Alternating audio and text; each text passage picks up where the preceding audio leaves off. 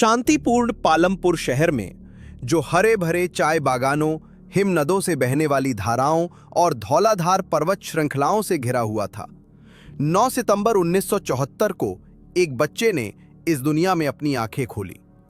उसका नाम था विक्रम बत्रा, एक ऐसा लड़का जो एक दिन साहस, बलिदान और देशभक्ति का राष्ट्रीय प्रतीक बन जाएगा। लेकिन उस दिन वो सिर्फ एक नवजात बच्चा था, जो नरम कंबलों में लिपटा हुआ था, अपने जुड़वा भाई विशाल के साथ एक ही पालने को साझा करता हुआ, जो कुछ ही मिनट बाद पैदा हुआ था। बत्रा परिवार साधारण था, ऐसा परिवार जिसमें विलासिता तो कम थी, लेकिन गर्माहट, सिद्धांत और रोजमर्रा की कृतज्ञता भरपूर थी। उनके पिता एक स्कूल प्रिंसिपल, अनुशासन में विश्वास रखते थे, जबकि उनकी मां एक समर्पित स्कूल टीचर, दयालुता में। इन दो स्तंभों के बीच जो नरम शक्ति के प्रतीक थे, विक्रम और विशाल बड़े हुए, ये सीखते हुए कि जीवन कड़ी मेहनत, गहरी मोहब्बत और वो साहस चुनने के बारे में है जहां डर चुनना आसान होता है। बचपन से ही विक्रम जीवंत, जिज्ञासु और असीम ऊर्जा से भरपूर था। वो ऐसा बच्चा था जो चुनौतियों की ओर भागता था, उनसे दूर नहीं। जब अन्य बच्चे पहाड़ी पर चढ़ने या नदी में कूदने में हिचकिचाते थे, तब तक विक्रम आधी चढ़ाई कर चुका होता था या ठंडे पानी में मुस्कुराते हुए छलांग लगा चुका होता था। प्रकृति उसका खेल का मैदान थी। ऊंचे देवदार, घुमावदार रास्ते और पहाड़ों की ताजी हवा, इन सब ने उसे ऐसा इंसान बनाया जिसके भीतर बाहरी दुनिया के साथ एक स्वाभाविक रिश्ता था। उसकी मां अक्सर कहती थीं कि विक्रम की आंखों में बहुत आसमान भरा है, मतलब वो जीवन को असीम कल्पना के साथ देखता था। वो लड़का था जो अपने दोस्तों के लिए खड़ा हो जाता था, जो छोटे बच्चों को गुंडों से बचाता था, जो कभी अपना खाना अकेले नहीं खाता था, जो बिना किसी लालच के मदद करता था। जिम्मेदारी की भावना उसके भीतर जल्दी आ गई, उद्देश्य की भावना थोड़ी देर बाद, लेकिन जब आई तो ऐसी तीव्रता के साथ आई जिसने उसके भाग्य को परिभाषित कर दिया। जैसे जैसे वो बड़ा हुआ, उसकी रुचियां फैलती गईं। वो खेलों में उत्कृष्ट था, टेबल टेनिस, तैराकी, कराटे, और उसने कई प्रतियोगिताओं में अपने स्कूल का प्रतिनिधित्व किया। उसकी एथलेटिक क्षमता जीतने के बारे में नहीं थी, ये अपने आप को परखने, अपनी सीमाओं को धकेलने और ये खोजने के बारे में थी कि वो किस चीज में सक्षम है। उसके शिक्षकों ने उसमें अनुशासन और विद्रोह का मिश्रण देखा। एक ऐसा लड़का जो नियमों का सम्मान करता था, लेकिन जब वे उसके न्याय के भाव से मेल नहीं खाते थे तो सवाल पूछने से नहीं हिचकिचाता था। वो परंपरा को चुनौती देने से नहीं डरता था अगर उसे लगता था कि कोई चीज गलत है। ये गुण जो उस समय मामूली लगते थे, बाद में युद्ध के मैदान में उसकी नेतृत्व क्षमता को परिभाषित करने वाले थे। स्कूल में विक्रम ईमानदारी का छात्र भी था। वो कभी टॉपर नहीं था, ना ही कभी अंतिम। वो उन चीजों में उत्कृष्ट था जो उसे पसंद थीं, और जो चीजें स्वाभाविक रूप से नहीं आती थीं, उनमें वो कड़ी मेहनत करता था। उसका जुड़वा भाई उसे हमेशा ज्यादा साहसी, ज्यादा अभिव्यक्तिपूर्ण हिस्सा बताता था, लेकिन उनके अंतर होने के बावजूद दोनों के बीच एक अनकहा रिश्ता था। एक ऐसा संबंध जिसे सिर्फ जुड़वा ही समझ सकते हैं, एक ऐसा बंधन जिसमें दोनों को ताकत भी मिलती थी और आगे चलकर गहरी पीड़ा भी।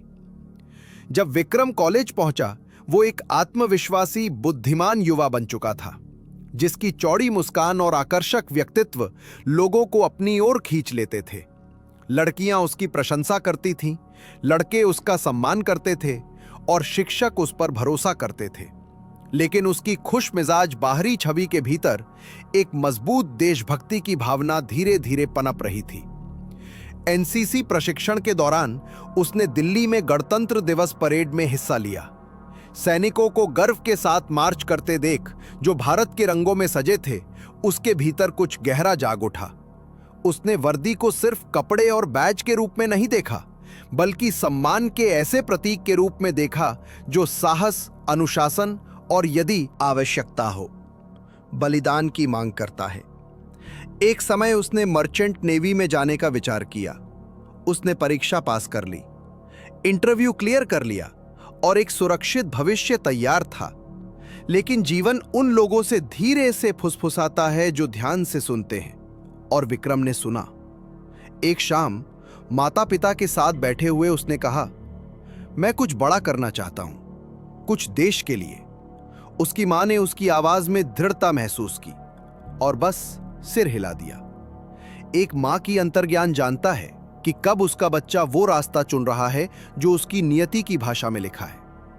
मां के आशीर्वाद और अपने भीतर जलती सेवा भावना के साथ विक्रम ने मर्चेंट नेवी का सपना छोड़ दिया और भारतीय सैन्य अकेडमी के लिए आवेदन किया। 1926 में वो देहरादून स्थित भारतीय सैन्य अकेडमी में दाखिल हुआ, जहां दोस्तियां पसीने से बनती थी, अनुशासन कठिनाइयों से तराशा जाता था और साहस अडिग प्रशिक्षण से कठोर होता था। विक्रम का व्यक्तित्व अकेडमी को रोशन कर देता था। उसका हास्य मनोबल बढ़ाता था, उसका अनुशासन सम्मान दिलाता था, उसका संकल्प दूसरों को प्रेरित करता था। वो ऐसा कैडेट था जो देर तक रुककर दूसरों को ड्रिल अभ्यास करवाता था, जो थके हुए साथियों को प्रेरित करता था, जो कभी कठिन कार्यों से पीछे नहीं हटता था। इन्हीं वर्षों के दौरान उसने ये दिल मांगे मोर वाक्य अपनाया, जो उस समय एक लोकप्रिय विज्ञापन का नारा था। अधिकतर लोगों के लिए वो बस एक आकर्षक लाइन थी, पर विक्रम के लिए ये एक सिद्धांत बन गई। इसका मतलब था साहस की सीमाओं को धकेलना, साधारण को अस्वीकार करना, अधिक चुनौतियां चाहना, अधिक सेवा, अधिक कर्तव्य। 1997 में 13 जम्मू और कश्मीर राइफल्स में नियुक्त होकर विक्रम एक ऐसे जुनून के साथ सेना में दाखिल हुआ जो हर दिन और प्रबल होता गया। उसके सैनिक तुरंत उसकी ओर आकर्षित हुए। वो शक्ति के नहीं बल्कि सहानुभूति के स्थान से नेतृत्व करता था। वो अपने सैनिकों के साथ खाना खाता था, उनके साथ हंसता था, उनकी चिंताएं सुनता था और सुनिश्चित करता था कि वे खुद को महत्वपूर्ण महसूस करें। वो मानता था कि अधिकारी रैंक से नहीं बल्कि उदाहरण से नेता बनते हैं, और विक्रम ऐसा उदाहरण पेश करता था जिसे सैनिक मौत के मुंह में भी फॉलो करने को तैयार रहते। फिर आया 1999 मई का महीना, जब कारगिल की बर्फीली हवाओं में युद्ध की गंध घुलने लगी। पाकिस्तानी सैनिकों और घुसपैठियों ने गैरकानूनी रूप से लाइन ऑफ कंट्रोल के साथ ऊंचाइयों पर कब्जा कर लिया था। उन चोटियों से वे आवाजाही को बाधित कर सकते थे, सैन्य काफिलों को निशाना बना सकते थे और भारत की रणनीतिक स्थिति को खतरे में डाल सकते थे। जो पहाड़ कभी शांत और भव्य खड़े रहे थे, वे अब आग और खून के रणभूमि बन गए थे। भारतीय सेना ने ऑपरेशन विजय शुरू किया, जिसका उद्देश्य इन ऊंचाइयों को वापस पाना था। बुलाए गए यूनिट्स में से एक था 13 JAK राइफल्स और उनमें थे लेफ्टिनेंट विक्रम बत्रा। जब विक्रम को खबर मिली, उसे डर नहीं लगा, उसे उद्देश्य महसूस हुआ। द्रास सेक्टर में तैनाती हुई, जो पूरे संघर्ष का सबसे कठिन इलाका था। यहां की परिस्थितियां इंसानी सहनशक्ति की सीमाओं को परखती थी। 16,000 फीट की ऊंचाई पर हवा कम हो जाती थी, तापमान खतरनाक रूप से गिर जाता था और हर कदम पहाड़ उठाने जैसा लगता था। लेकिन असली खतरा था दुश्मन का फायदा। वे ऊंचाइयों पर बैठे थे, नीचे चढ़ते भारतीय सैनिकों पर आसानी से गोलीबारी कर सकते थे। 13 JAK राइफल्स को सौंपे गए सबसे महत्वपूर्ण मिशनों में से एक था पॉइंट 5 and 40 पर कब्जा करना। इसके बिना क्षेत्र को सुरक्षित करना लगभग असंभव था।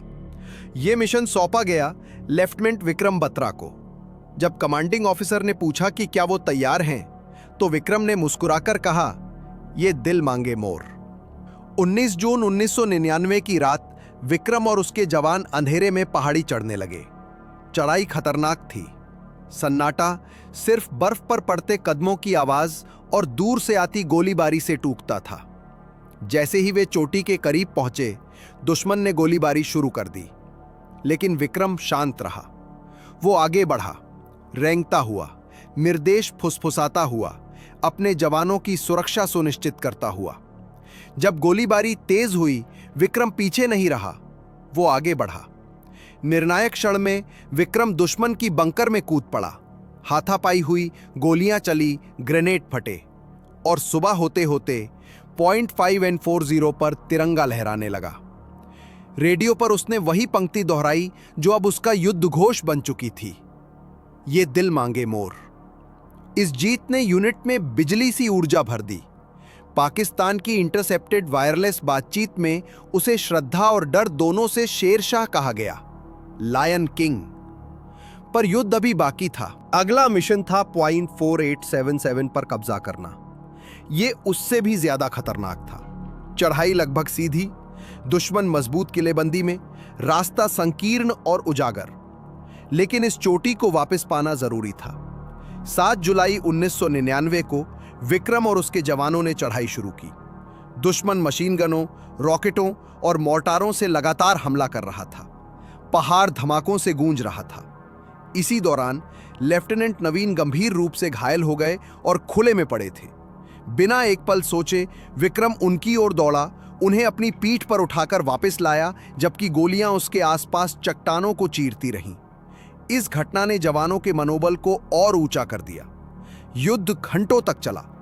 दुश्मन पीछे हटने को तैयार नहीं था, लेकिन विक्रम ने अंतिम हमला खुद लीड करने का फैसला किया।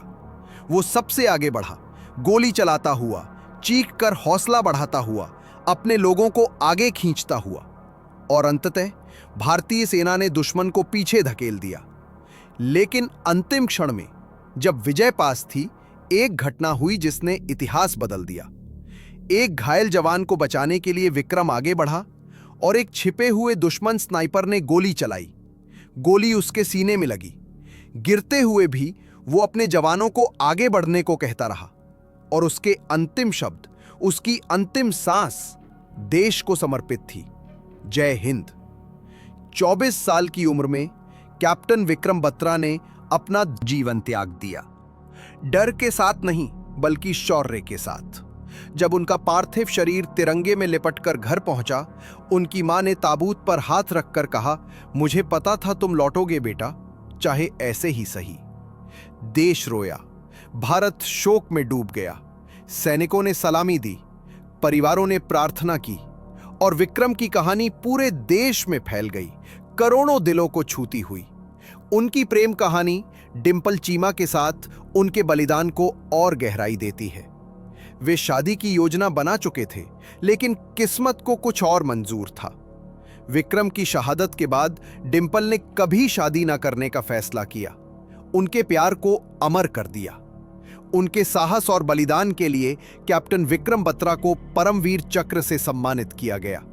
लेकिन उन्हें अमर करने वाली चीज मेडल नहीं है, बल्कि उनका साहस, नेतृत्व और करुणा है, जो भारत के दिल में आज भी धड़कती है। आज भी कारगिल के पहाड़ उनका नाम फुसफुसाते हैं। आईएमए में कैडेट्स गर्व से उनकी बात करते हैं। सैनिक उनके उदाहरण से शक्ति पाते हैं। बच्चों को स्कूलों में उनकी कहानी पढ़ाई जाती है, और जब भी तिरंगा ऊंचा उठता है, उसकी लहरों में उनके अंतिम शब्द गूंजते हैं, जय हिंद।